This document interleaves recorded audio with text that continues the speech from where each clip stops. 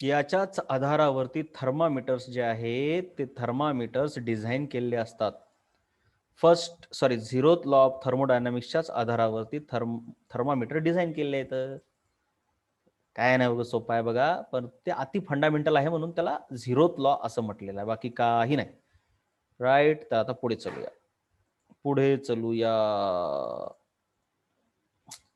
चल बाई, ये वाला. आता फर्स्ट लॉ ऑफ थर्मोडायनामिक्स हे जरा महत्वाचं आहे. फर्स्ट लॉ ऑफ थर्मोडायनामिक्स, हाँ चलो इसको जरा बढ़िया से देखेंगे हम, बढ़िया से देखेंगे. राइट. किधर गए मीटिंग. हाँ हाँ, हे तुम्हाला झाले, तसं काही टेन्शन नाही. फिजिक्समध्ये झालेला आहे फर्स्ट लॉ ऑफ थर्मोडायनामिक्स, फक्त थोड्या वेगळ्या पद्धतीत झालाय. थोड्या वेगळ्या पद्धतीत झालाय. मी तुम्हाला ते सांगतो कशा वेगळ्या पद्धतीत झालाय ते.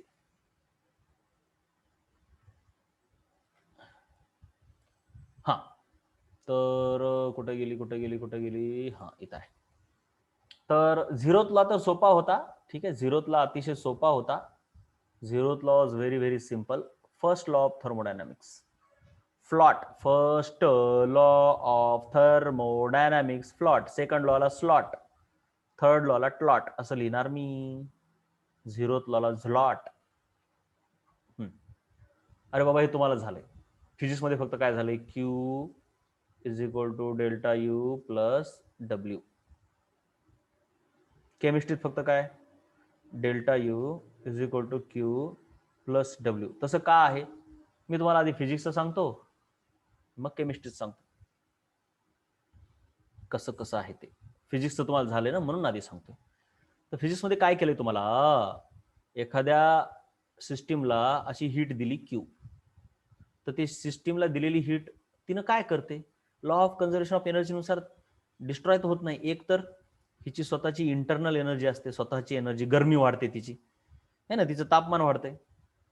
म्हणजे एक तर तिनं डेल्टा यू म्हणजे स्वतःला ठेवून घेतली काही एनर्जी, परंतु तिच्यातला काही भाग तिनं वर्क केलं ना, म्हणजे असं एक्सपांड झालं. समजा हे पिस्टन एक्सपांड झालं, इथून इथं आलं, तर तिनं सराउंडिंग वरती वर्क केलं. म्हणजे तुम्हाला दिलेले पैसे तुम्ही कुठं कुठं खर्चिले, काही खिशात ठेवले, काही दुकानदाराला दिले. दिलेले पैसे खिशात ठेवले. खिशात ठेवले म्हणजे इंटरनल एनर्जी वाढली, स्वतःचं तापमान वाढलं, तिची गरमी वाढली ना. तापमान वाढलं तिचं, त्या सिस्टीमचं, इंटरनल एनर्जी वाढली, प्लस काही वर्क सराउंडिंग वर केलं. झालं. कळलं का रे, फिजिक्सचं कळलं का. यस और नो सांगा बा एकदा आधी. कळलं का रे पोट्टे हो. हा, पण आता हे वर्क डन ऑन सराउंडिंग आहे, ऑन सराउंडिंग आहे, वर्क डन ऑन सराउंडिंग आहे, किंवा ह्याला आपण म्हणूया वर्क डन बाय सिस्टीम आहे. असंच काय, वर्क डन बाय सिस्टीम आहे. पण मी असं म्हणू शकतोय का रे, आता बघा मला सांगा, एने बीला 5 रुपये दिले, म्हणजेच ह्याचा अर्थ बीने एला -5 रुपये दिले. कळलं का रे. असंच म्हणता येतं का रे, म्हणता येतं ना. अरे म्हणता येतं का नाही सांगा की रे. Money given by A to B is nothing but minus of money given by B to A. ऐसा बोल सकते हैं ना. मग आपण असं म्हणू शकतो का की work done by system is equal to minus of work done on system. सिस्टीमने वर्क 5 जूलचं केलं असं म्हणण्यापेक्षा सिस्टीमवर -5 जूलचं वर्क झालं असं म्हणता येते ना. अरे म्हणता येते ना. माझ्या खिशातून 5 रुपये गेले म्हणण्यापेक्षा माझ्या खिशात -5 रुपये आले असे म्हणता येते. माझं वजन 5 किलोने वाढलं म्हणण्यापेक्षा माझं वजन -5 किलोने कमी झालं असं म्हणता येते. तर हे अति कामाचं आहे वाक्य. अति अति अति जास्त, जरा जास्तच कामाचं आहे वाक्य. मग मी असं लिहू शकतोय का रे, Q is equal to delta U प्लसच्या ऐवजी minus work done on system. कळलं का सांगा, येस और नो हे सांगा आधी. कळलं का रे बाळांनो, कळलं का रे बाळांनो, कळलं. मग क्यू इज इक्वल टू, बरं तुम्हाला फिजिक्स मध्ये सांगितलंय का जरा दोघांमधला फरक फिजिक्स मध्ये सांगितलाय? एवढंच सांगा, फिजिक्स मध्ये दोघातला फरक सांगितलाय का? दोन, फिजिक्स मध्ये काय दिलाय लॉ आणि केमिस्ट्रीत काय दिलाय लॉ, ह्याच्यातला फरक सांगितलाय का सर? का उगं फक्त फिजिक्सचं सांगितलंय? सांगितलाय का? येस और नो? हो, सहसा सांगत नाहीत, कारण का तर ते फिजिक्स वाल्यांना फक्त फिजिक्सचं माहित आहे, केमिस्ट्री वाल्यांना फक्त केमिस्ट्री माहित असते. मला दोन विषय माहित असल्यामुळे माहिती आहे, अदरवाईज सहसा ते दरवेळेस मी ज्यावेळेस शिकत होतो 11वीला, ते आमच्या फिजिक्सच्या सरला म्हणलं मी 12वीला असताना, मीच नाही म्हणजे आमच्या मित्रांनी, सर फिजिक्समध्ये असं दिले, केमिस्ट्रीत असं दिले, काय मग दरवर्षी भांडणं ते फिजिक्सवाल्याची आणि केमिस्ट्रीवाल्याची. फिजिक्सवाला म्हणणार माझं बरोबर आहे, केमिस्ट्रीवाला म्हणणार माझं बरोबर आहे.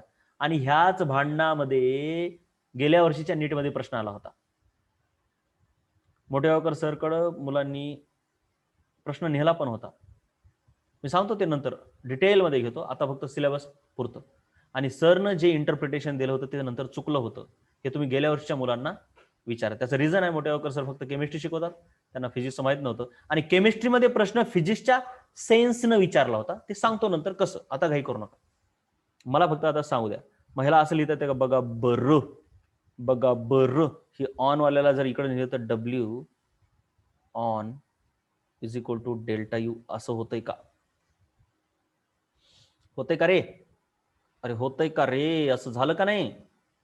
झालं ना? मग हे बघा बरं, हेच आहे का? फक्त इथलं डब्ल्यू जे आहे ते ऑन असते, ऑन सिस्टीम असते, कळलं? मग फिजिक्सचा लॉ आणि केमिस्ट्रीचा लॉ वेगळा नाही, पण दोघांमध्ये डब्ल्यूचा अर्थ वेगळा घेतलाय. तिथं डब्ल्यूचा अर्थ घेतलाय वर्क डन बाय सिस्टीम, इथं डब्ल्यूचा अर्थ घेतलाय वर्क डन ऑन सिस्टीम. झेपलं सर्व? झेपलं का हे? झेपलं ना?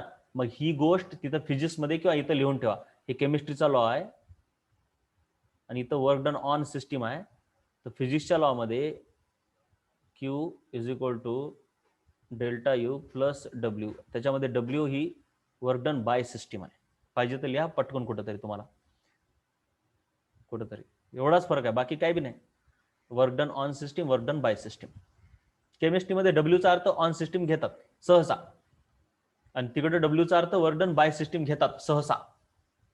सर्वच सांगतो नंतर, काळजी करू नका. मग आणि जर प्रोसेस छोटीशी झाली असेल तर dU is equal to dQ plus डीडब्ल्यू लिहिणार. अरे ह्यालाच काय डीयू लावायचं? छोटीशी प्रोसेस झाली तर सर्व कसे होणार? डी डी डी लावायचे, त्याला इनफायनायटेसिमल म्हणतात त्याला. छोट्या प्रोसेससाठी असं, मोठ्या प्रोसेससाठी असं. मग ह्याच्यावर एवढंच कळतंय रे बाबा, काय कळतंय? केमिस्ट्रीमध्ये कसं आहे, फिजिक्समध्ये कसं आहे, इकडून एनर्जी दिली ती इथं एक राहिली आणि इकडे एक गेली. आता केमिस्ट्री थोडं उलट घेतात की बाबा ह्याच्यावर समजा वर्क केलं आणि समजा ह्याला हीट दिली, तर हे दोन्ही म्हणून ह्याची इंटरनल एनर्जी वाढवतात. म्हणजे ह्याची इंटरनल एनर्जी सिस्टीमची कशी कशी वाढली? हीट दिल्यामुळे आणि त्याच्यावर वर्क केल्यामुळे, असं त्याचा अर्थ असतो. म्हणजे एवढा आहे की सिस्टीमची इंटरनल एनर्जी बळानं वाढत नाही, कुठून तरी वर्क करावं लागतंय आणि कुणीतरी हीट द्यावी लागते तरच वाढतंय, उगाच बळणच बसल्या बसल्या वाढत नाही. ह्यालाच म्हणतात law of conservation of energy. बरोबर आहे ना? कळलं का? एनर्जी उगाच कुठून मध्येच तयार होत नाही कोणत्या सिस्टीम मध्ये. It is called as law of conservation of energy, right? So first law of thermodynamics is nothing but law of conservation of energy. ह्याला लिहितात कसं? In the universe. आता हे आयसोलेटेड सिस्टीम विषयी लिहिलं मी, आहे का नाही? अशी आयसोलेटेड सिस्टीम ज्याच्यामधून एनर्जी कुठं वाया जात नाहीये उगाच बसल्या बसल्या. मग आयसोलेटेड सिस्टीमला जे लागू होते ते पूर्ण युनिव्हर्सला लागू होते, कारण एक युनिव्हर्स म्हणजे एक आयसोलेटेड सिस्टीम आहे. So in the universe energy cannot be created nor can it be destroyed. So the FLOT is nothing but law of conservation of energy. युनिव्हर्सला जे लागू करायचं तेच आयसोलेटेड सिस्टीमला लागू करता येते. Energy of isolated system does not change. म्हणजे आयसोलेटेड सिस्टीम आहे ना, ती कुठंच एनर्जी बाहेर देत नाही, आहे का नाही? बाहेर देत नाहीये म्हणजे काय? तिची समजा 50 जूल आहे तर ती मरेपर्यंत 50 जूलच राहणार. हा, त्या आयसोलेटेड सिस्टीम मध्ये ए बी दोघ जण आहेत, ते एकमेकाला एनर्जी देतील घेतील, परंतु टोटल 50च राहणार. कळलं का रे? कळ्या क्या आप लोगों को? कळ्या ना? त्याच्यानंतर उसके बाद है ये energy of an isolated system does not change.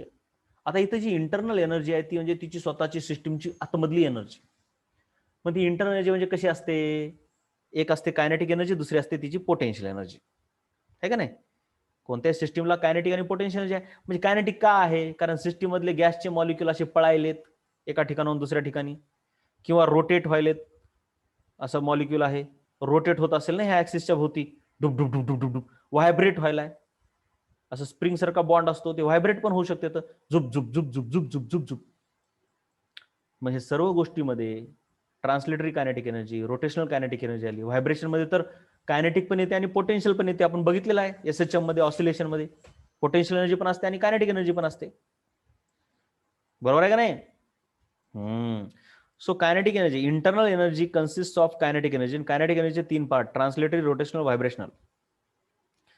Potential energy due to internal interactions only. हे खूप महत्वाचं. आता हे जे मॉलिक्यूल आहेत त्यांना पोटेन्शियल एनर्जी आहे. कशी आहे? कशी आहे? एक तर ते व्हायब्रेट करतात, टुक टुक टुक टुक टुक, तिथं पण पोटेन्शियल एनर्जी आली. दुसरं, आता हा मॉलिक्यूल ह्यांच्यामध्ये काहीतरी इंटरमॉलिक्युलर फोर्सेस आहेत. फोर्स आला की पोटेन्शियल एनर्जी आली. किंवा हा न्यूक्लियस आहे, त्याच्याभोवती इलेक्ट्रॉन फिरायला आहे, पॉझिटिव्ह चार्जच्या भोवती निगेटिव्ह चार्ज फिरायला आहे, म्हणजे पोटेन्शियल एनर्जी आलीच, इलेक्ट्रिक पोटेन्शियल एनर्जी. परंतु ह्या गॅस मॉलिक्यूलला मास आहे आणि खाली आपली पृथ्वीची ग्रॅव्हिटी आहे, तर ही ग्रॅव्हिटीमुळे पण ह्याला पोटेन्शियल एनर्जी आली. येस और नो? सांगा बरं, आली का नाही? पोटेन्शियल एनर्जी आली का नाही एवढंच सांगा. ग्रॅव्हिटेशनल पोटेन्शियल एनर्जी येते ना, येस. परंतु अशा बाहेरच्या एजंटमुळे ज्या एनर्जी झाल्या त्याला काउंट करत नाहीत इंटरनल एनर्जीमध्ये. ह्या मॉलिक्यूलच्या अट्रॅक्शनमुळे जी पोटेन्शियल एनर्जी आलेली आहे तेच काउंट करतात. सो इंटरनल इंटरॅक्शनमुळे जी पोटेन्शियल एनर्जी आहे तीच काउंट केली जाते इंटरनल एनर्जीमध्ये. बाहेरून इलेक्ट्रिक फील्ड लावली एखादी आणि तिच्यामुळे ह्याच्यामध्ये पोटेन्शियल एनर्जी आली तर त्याला काउंट केलं जात नाही. कारण थर्मोडायनामिक्स मध्ये फक्त चेंजशी संबंध असतो आणि प्रोसेसमध्ये फक्त ह्यांची इंटरनल इंटरॅक्शन चेंज होतात, बाहेरची ग्रॅव्हिटी चेंजच होत नाही. तर कशाला तिला पकडायचं? Therefore potential energy due to internal interactions only is counted. It does not include potential energy due to external fields like gravitational field, electrostatic field. Q is the amount of heat energy added or removed from the system.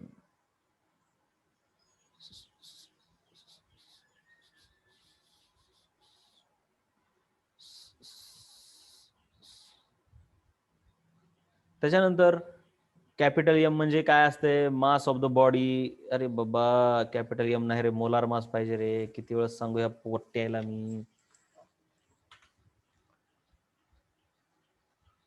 किती वेळेस सांगू रे बाबांनो,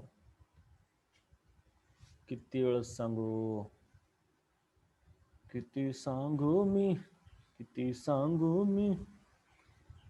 आज आनंदी आनंद झाला, आज आनंदी आनंद. Small M म्हणजे मास घ्या, कॅपिटल एम म्हणजे मोलार मास घ्या. कैसा करते हो यार. इतक्या वेळेस सांगतोय बाळांनो, तुम्ही स्वतःलाच कन्फ्यूज करू नका रे.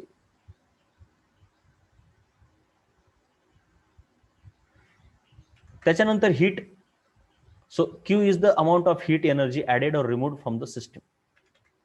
मग आत्ता काय करायचं? तर हे क्यू हीट विषयी काही महत्वाच्या गोष्टी. Heat capacity, specific heat capacity, molar heat capacity म्हणण्यापेक्षा मोलार स्पेसिफिक हीट कॅपॅसिटी पाहिजे. मोलार हीट कॅपॅसिटी म्हणण्यापेक्षा molar specific heat capacity.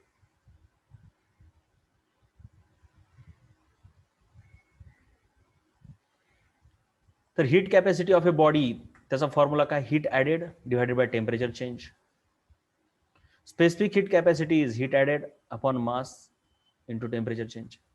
Molar specific heat capacity, heat added number of moles, temperature change. आता heat add केल्यावर temperature change होते ना, मग ते temperature change आहे. किंवा हीट रिमूव्ह केल्यावर टेम्परेचर कमी होते, ते पण घेता येते. So this is change in temperature, this is heat, this is number of moles, this is mass. Heat कॅपॅसिटीला आपण HC लिहूत, असा काही शब्द मला कोणत्या पुस्तकात सापडला नाही, पण शब्दच कुठं सापडला नाही त्याच्यासाठी सिम्बॉल, म्हणून मी मनानच तयार केला HC. स्पेसिफिक हीट कॅपॅसिटीला small C, molar specific heat कॅपॅसिटीला कॅपिटल सी असं वापरणार. 3 गोष्टी कळल्या हीट विषयी. Heat capacity, molar specific heat capacity, specific heat capacity. ह्यांची युनिट सांगायची गरज नाही. हे काय जूल, हीटसाठी जूल आहे. Change in temperature degree Celsius किंवा केल्विन. इथं काय येणार जूल, माससाठी किलोग्राम, केल्विन. आणि ह्याच्यासाठी काय येणार मोलार स्पेसिफिक हीटसाठी जूल, एनसाठी मोल, जूल पर मोल, आणि ह्याच्यासाठी केल्विन, जूल पर मोल केल्विन. तिघाचे युनिट, तिघाचे फॉर्म्युले कळले का? तिघाचे युनिट, तिघाचे फॉर्म्युले कळले का? अरे कळले का रे बाबांनो, कळले का? सांगा लवकर.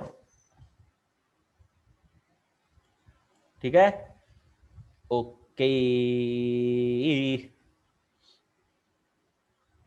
आता मी इथं 1-2 प्रॉब्लेम तुम्हाला छोटेसे करून दाखवतो. उगाच सोपे सोपे हो, काय बी नाही, उगाच टाइमपास व्हायचा. सोपे सोपे प्रॉब्लेम आहेत, टेन्शन घ्यायची गरज नाही. इथंच सांगतो बघा काय म्हणतंय गडी. हां, माझ्याकडे लक्ष द्या, मी जिथं लिहितो तिथं लक्ष द्या. When 100 joule heat is added, so Q is equal to 100 joule. एखाद्या बॉडीला 100 जूलची हीट दिली, तिचं मास आहे 10 kg, so mass is 10 kg. Its temperature increases by 5 degree Celsius, so change in temperature is 5 degree Celsius. ते केल्विनमध्ये पण तेवढंच येते, चेंज इन टेम्परेचर. असं लिहितात, कधी असं लिहितील, कधी असं लिहितील. मोस्ट ऑफ द टाइम तुम्हाला असं दिसेल हे नसते, कारण हे टाईमसाठी वापरलं जाते. पण ते लिहिलंय तर लिहिलंय, आता समजून घ्या फक्त. कारण चेंज इन टेम्परेचर केल्विन आणि डिग्री सेल्सिअस मध्ये सेम असते, हे विसरू नका. कळलं का? झेपलं का? झेपलं का रे? चेंज हे सेम असतो. मग ह्याची काय काढायचे आहे? हीट कॅपॅसिटी काढायची आहे, स्पेसिफिक हीट कॅपॅसिटी काढायची आहे, आणि मोलार स्पेसिफिक हीट कॅपॅसिटी काढायची. जर त्याचं मोलार मास 50 असेल तर मोलार मास 50 ग्राम पर मोल. काय बाबा, heat capacity Q by delta T. Q 100 दिले, डेल्टा टी 5 केल्विन आहे, तो 20 जूल पर केल्विन. व सोपा आहे म्हणून असं सांगायलो. त्यानंतर small C, Q M delta T formula आहे. क्यू त्याचं मास, हे त्याचं केल्विन डेल्टा टी, तर उत्तर येते 2 जूल पर केजी केल्विन. ते असं जूल पर केजी पर केल्विन असं कधी कधी लिहित होतो मी, पण तसं नसतं. आता जूल पर केल्विन केजी असं लिहायचं एकत्रच. त्याच्यानंतर कॅपिटल सी म्हणजे molar specific heat, Q N delta T. पण एन दिलं नाही. अरे एन दिलं नाही पण मोलार मास दिले का नाही? So N is equal to काय असते? Mass upon molar mass. मास दिले 10 kg, त्याला ग्राममध्ये कन्वर्ट केलं का? कारण हे पण ग्राममध्ये दिले. मोलार मास आहे 50, त्याचा भागाकार केला, उत्तर आलं 20. सो हे झालं तुमचे नंबर ऑफ मोल. हे नंबर ऑफ मोल कुठं टाकले? इथं टाकले बघा. हे बघा 20 टाकलं. 200 आलं का? 200 आलं असेल. चला ह्याचं उत्तर 200 येते. 200 रे बाबा, ठीक आहे. हां, तर हे आलं 200. 5 आहे change in temperature, so molar specific heat 0.1 आली. चला हे प्रॉब्लेम कळला का सांगा, येस और नो? बाकी खतम. उगं फॉर्म्युला आहे, त्याचा वापर कसा करायचा एवढंच सांगितलं, काय बी नाही, काही नाही. मी आता कामाचं घेतोय, नंतर मी डिटेलमध्ये घेतो, फक्त हे एक्झामसाठी म्हणून, कारण पेपर काढलेला आहे. कामाचं कशा कामाचं आहे, काय येऊ शकते ते घेतोय. आता हे स्पेसिफिक हीट वगैरे मी जरा नंतर घेतो. आता हे फाइंड द वर्क डन, और डायरेक्ट वर्क डन वर कसा आला रे पिल्ल्या? आता नाही, आता अवघड होते. नको नको नको नको नको, वर्क डन तर फॉर्म्युला घेतला नाही. असं झालं का? ठीक नाही, आता अवघड आहे. मग फर्स्ट लॉ ऑफ थर्मोडायनामिक्स बघूया काय काय तुम्हाला टाकलंय मी, त्याच्यानुसार पेपर मला चेंज करावं लागेल. एवढं होणार नाही, एवढं होणारच नाही. उद्या चालतंय, तुम्ही एवढं करा फक्त. काय करा ते मेंडेलचं मात्र सर्व वाचून घ्या. एका दिवस मी उद्या एक्स्ट्रा लेक्चर ठेवू शकतो मेंडेलवर, पण फर्स्ट लॉ ऑफ थर्मोडायनामिक्सचं बघतो आणि त्याच्यानुसार घेतो. अभ्यास करायला सुरू करा बघा. आता ह्या वेळेस जर तुम्हाला अभ्यास रटावून करावं लागते. एक्स्ट्रा लेक्चर असलं की मी तुम्हाला सांगतो लगेच तुम्हाला मी कॉल करून सांगतो एक्स्ट्रा लेक्चर आहे, किंवा आपले ग्रुपवर टाकतो. आता जरा कामाचं घेत पुढे चालतोय मी. आता वर्क डन विषयी जरा बघायचं आपल्याला. वर्क डन हे नंतर बघा. ह्याच्यातले एक प्रॉब्लेम मी घेतलाय, हे सोपेच आहेत प्रॉब्लेम, हे पण एवढं गरजेचं नाही फर्स्ट लॉ ऑफ थर्मोडायनामिक्स सोडवण्यासाठी. पहिला मी सांगितला कसं वापर करायचा, त्याच्यानंतर मी सर्व गोष्टी क्लिअर करतोय, नंतर माहिती आहे तुम्हाला, टेन्शन घेऊ नका. फक्त सध्या जरा गरजेचं आहे म्हणून मी घ्यालो. आता वर्क म्हणजे काय, कारण फर्स्ट लॉ ऑफ थर्मोडायनामिक्स आपल्याला शिकायचं ना बाळांनो. फर्स्ट लॉ ऑफ थर्मोडायनामिक्स त्याच्यामध्ये काय काय आहे विसरलं का? Delta U is equal to Q plus W. आता क्यू कसं काढायचं आपण बघितलं. आता डब्ल्यू शी संबंधित काय तर बघूया ना. इंटरनल एनर्जी पण काय असते ते बघितलं आपण. डब्ल्यू काय असते? Work done. अरे कोणत्याही बॉडीवरती वर्क कसं असते रे? तुम्ही आतापर्यंत वर्क म्हणजे काय बघितले? फोर्स मल्टिप्लाइड बाय डिस्प्लेसमेंट, एवढंच बघितलंय ना? अरे बघितलंय का नाही सांगा की रे कट्टे हो. मग आता समजा ह्याला काहीतरी एरिया आहे या पिस्टनला, आणि खालून समजा काहीतरी प्रेशर आहे पी, तर तुम्हाला हे माहिती आहे की फोर्स इज इक्वल टू काय असते. आता समजा ह्या पिस्टनवर काहीतरी वर्क केलं, पिस्टनवर सरकवलं ह्या गॅसनं, तर तुम्हाला हे माहिती आहे बघा, pressure is equal to force upon area. तर force is equal to pressure into area असं येईल का नाही? प्रेशर इंटू एरिया येते का नाही रे? येते ना. मग वर्क इज इक्वल टू तुमच्याकडं फोर्स मल्टिप्लाइड बाय डिस्प्लेसमेंट आहे, तर फोर्सला मी प्रेशर इंटू एरिया लिहितो बघा, इंटू डिस्प्लेसमेंट. हे कळलं का सांगा बरं जरा. कळलं का? फोर्सला मी प्रेशर इंटू एरिया लिहिलंय, बाकी काय बी केलं नाही. मग आता समजा, आता कसं असते, वर्कची छोटीशी डेफिनेशन आधी काढून घ्यायची असते. समजा इथं पिस्टन होतं, हे दांडू इथं होता, आणि तिथून तो थोडासा वर गेला, असा इतकाच वर गेला डीएस छोट्याशा डिस्प्लेसमेंटनं. तर त्यावेळेस वर्क कसं असणार? फोर्स इंटू छोटंसं डिस्प्लेसमेंट, म्हणजे पीए इंटू छोटंसं डिस्प्लेसमेंट. असं डीएस लावा लागेल का नाही रे? लागेल का नाही? लागेल ना? बर. मग आता काही असो, हे पिस्टन डीएस न वर गेलं, मी थोडं मोठं करतो. हे बघा इथं होतं, तिथून इथं आलं, हे डीएसच अंतर आहे. तर तुम्हाला माहिती आहे का नाही, समजा इथून एवढा जर भाग कन्सिडर केला, तर हे एक छोटं सिलेंडरच व्हायला. त्या सिलेंडरची ही हाईट आहे, आणि हा खालचा जो आहे तो त्याचा एरिया आहे. सो ह्याला जर कापून बाजूला काढलं, तर हे एक छोटं सिलेंडरच तयार व्हायला. पिस्टन ट्रॅव्हल केलेला एरिया हे एक छोटं सिलेंडरच व्हायला का नाही असं? हे बघा इथून एवढी त्याची छोटीशी हाईट आहे डीएस, आणि हा त्याचा बेसचा एरिया आहे. बरोबर आहे का रे? मग हे एरिया गुणिले डीएस म्हणजे ह्या छोट्याशा सिलेंडरचं व्हॉल्यूम होतं डीव्ही. हे छोटंसं जे सिलेंडर दिसेल ना हे इथून एवढं, त्याचं व्हॉल्यूम आहे डीव्ही. बघा त्याचं व्हॉल्यूम आहे डीव्ही. हे कळलं का सांगा? त्याचं व्हॉल्यूम आहे हे, ह्या सिलेंडर, हे जे सिलेंडर दिसाल ना हे इथून एवढं, त्याचं हे व्हॉल्यूम आहे डीव्ही. आणि हे डीव्ही व्हॉल्यूम म्हणजे काहीच नसून बेसचा एरिया मल्टिप्लाइड बाय त्यानं ट्रॅव्हल केलेलं छोटंसं डिस्टन्स डीएस.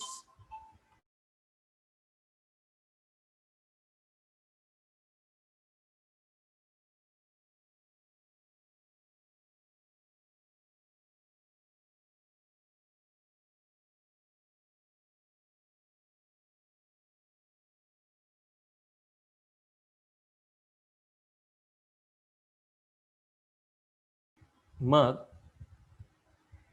ह्याला मी असं डीव्ही लिहू शकतो बघा. मग इथं लिहितो की मी पी इंटू डीव्ही. कळलं का? पण आता हे वर्क काय आहे?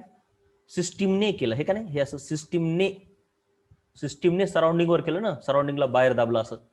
So work done by system आहे. वर्क डन बाय सिस्टीम काय आलं? पीडीव्ही आलं. कळलं का? येस और नो एवढंच सांगा. अरे कळलं का रे? कळलं ना? कळलं ना? पण वर्क डन ऑन सिस्टीम काय होणार रे मग? कारण केमिस्ट्रीमध्ये वर्क डन ऑन सिस्टीम काढावं लागते, पीच्या ऐवजी मायनस.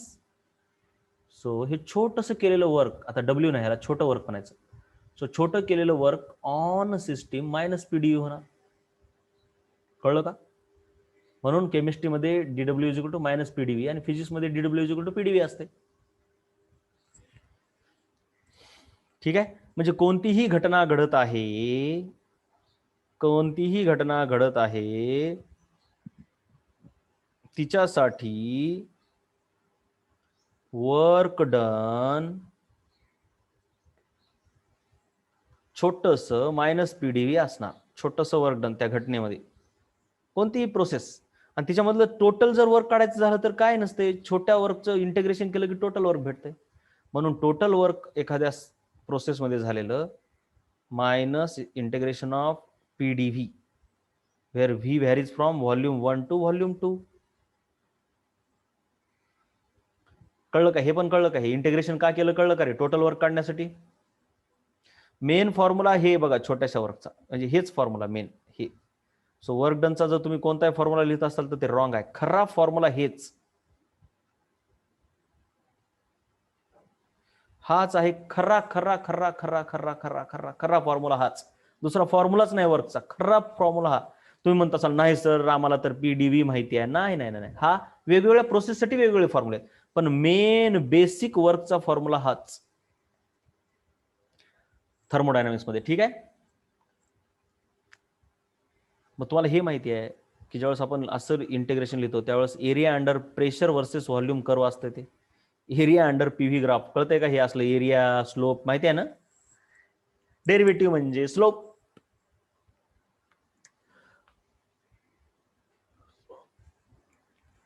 इंटिग्रेशन म्हणजे एरिया, डेरिव्हेटिव्ह म्हणजे स्लोप, इंटिग्रेशन म्हणजे एरिया.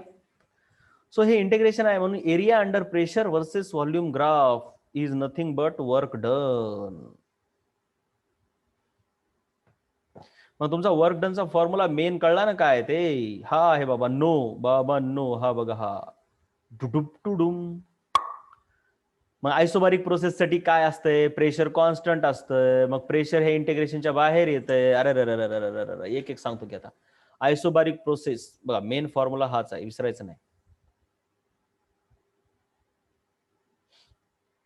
मग हे बाहेर येतंय, कॉन्स्टंट आहे ना, इंटिग्रेशनच्या बाहेर येत असते कॉन्स्टंट. हे DV V1 to V2, डीव्हीचं integration काय होतंय? हे V1 टू V2, डीव्हीचं इंटिग्रेशन काय होतंय? V. मग इथं काय ठेवतात? V2 मायनस V1 म्हणजे मायनस P डेल्टा V. आलं का? हे आयसोबारिक प्रोसेससाठी झेपलं का? झेपलं की यस म्हणा बघा. त्याच्यानंतर आयसोकोरिक प्रोसेस, आयसोकोरिक प्रोसेससाठी चेंज इन व्हॉल्यूमच झिरो आहे. हे बघा हे डीव्ही झिरो आहे. मग किती इंटिग्रेशन करा हो, हे डीव्ही झिरोच असल्यावर काय करणार आहोत शेवटी? डब्ल्यू झिरोच येते. आयसोबारिकचा फॉर्म्युला, आयसो कोरिकचा फॉर्म्युला क्लिअर, त्यात तर झिरोच आहे. हे जरा बाजूला घेऊया. आयसोथर्मल रिव्हर्सिबल साठी एक फॉर्म्युला काढून देतो तुम्हाला. समजा एखादं पिस्टन असं आहे, V1 व्हॉल्यूम आहे, त्याच्यानंतर ते एक्सपांड होऊन काहीतरी V2 ला गेलं, कॉम्प्रेस होऊन बी गेला असेल, काही का करणार, V1 पासून V2 ला गेलं. आयसोथर्मली रिव्हर्सिबल, हे शब्द महत्वाचा, आयसोथर्मली रिव्हर्सिबल. तर त्यावेळेस झालेलं वर्क असते -2.303 NRT लॉग व्ही. हे काही मायनस नाही बरं काय, हे काही मायनस नाही तर लॉग V2 बाय V1. परंतु आयसोथर्मल प्रोसेस आहे म्हणजे तुम्हाला हे माहिती आहे PV is equal to NRT असते. मग हे टेम्परेचर कॉन्स्टंट आहे. आयसोथर्मल म्हणजे temperature constant, number of mole तर कॉन्स्टंटच आहेत, म्हणजे PV is equal to constant येते. म्हणजे P is proportional to 1/V असं येते. मग ह्याच्यावरून काय लिहितात रे बाबा? P1/P2 is equal to V2/V1 असं लिहिता येते का नाही? येस और नो एवढं बोला. अरे लिहिता येते का नाही आयसोथर्मल प्रोसेस मध्ये? आणि म्हणून V2/V1 च्या ठिकाणी P1/P2 लिहिले बघा, दोन्ही फॉर्म्युले चालतात. So work done in isothermal reversible process is minus 2.303 nRT log V2 by V1 or minus 2.303 nRT log P1 by P2.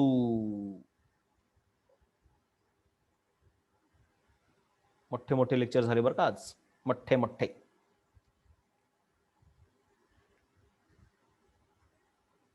Right right, ये बात सही आहे. कळलं का? आता हे मेनी स्टेप्स मध्ये काय होतंय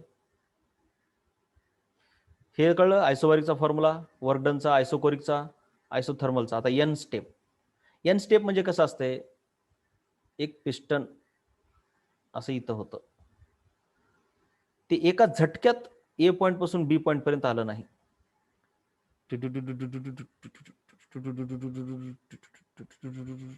पहिल्यांदा ए पासून, हे बघा ए पॉइंट आहे इथं आणि हा बी पॉइंट आहे. पहिल्यांदा ए पासून सी ला आलं, नंतरच्या टप्प्यामध्ये डी पर्यंत गेलं आणि शेवटच्या टप्प्यामध्ये बी पर्यंत गेलं. राईट. मग अगोदर इथून इथं आलंय, त्याच्यानंतर नेक्स्ट पॉइंटमध्ये ह्या सी पॉइंट पासून डी पॉइंटला गेले आणि शेवटच्या टप्प्यामध्ये ह्या, आता हे इथं डी म्हणूया, जरा वेगळं झालं, हे डी पासून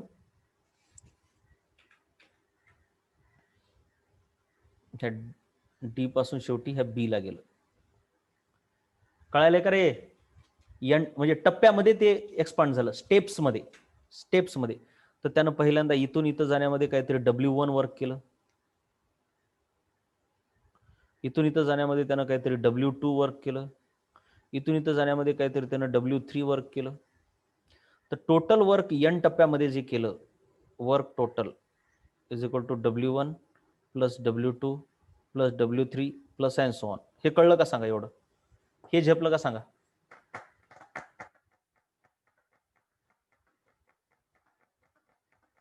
राईट. मग हा प्रत्येक टप्पा आयसोबारिक असतो बरं का. पण प्रत्येक टप्पा कसा असतो? आयसोबारिक.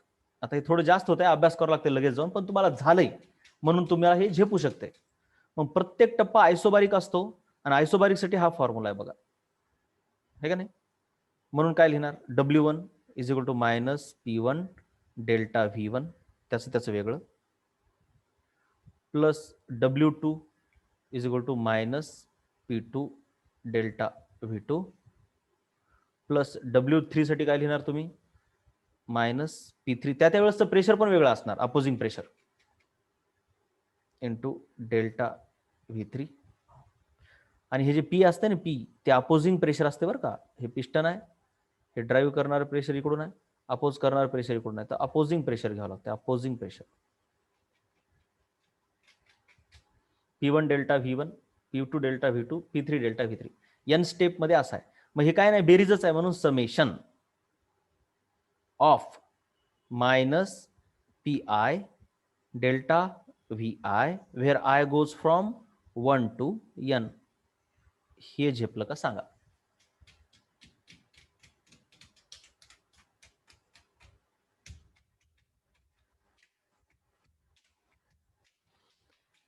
बोला रे बाबा, बोला बोला बोला बोला लवकर.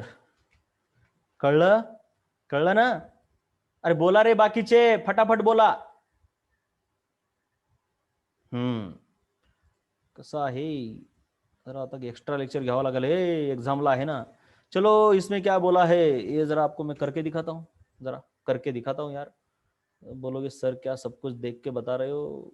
इतना भी नहीं आता, पढ़े ही जा रहे हो सब कुछ बस. हाँ, gas expands from 5 liter to 20 liter following two different paths. Number 1, against the constant external pressure of 2 atmosphere at 300 Kelvin. Number 2, isothermally, reversibly at 300 Kelvin.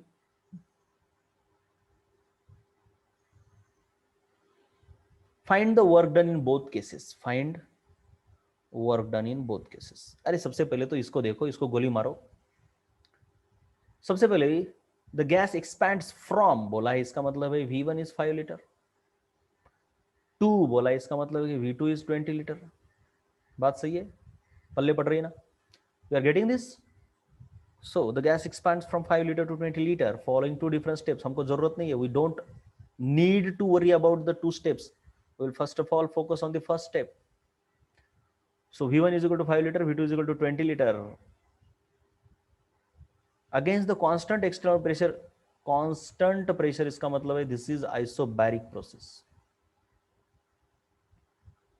Opposing pressure यानी external pressure, ये भी पता चल गया होगा. You must have come to know.